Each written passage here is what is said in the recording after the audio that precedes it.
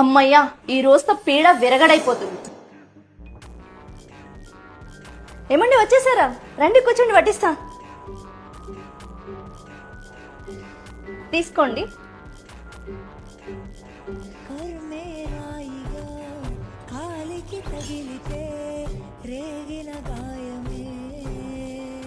ఏమైందండి? పప్పు బాగుంది లక్ష్మి. నిన్నొకటి అడగనా? అడగండి.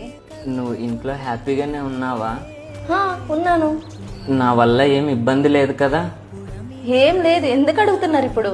అయితే అంతా ఓకే కదా? అయ్యో, అంతా ఓకే. ఏమైందండి?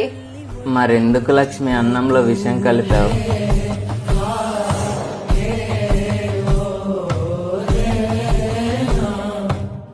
అమ్మయ్యా, ఈ రోజుతో పీడ విరగడైపోతుంది. డబ్బు కోసమని ఆ ఎర్రి బగలుడికి నన్నిచ్చి నా జీవితం నాశనం చేశారు.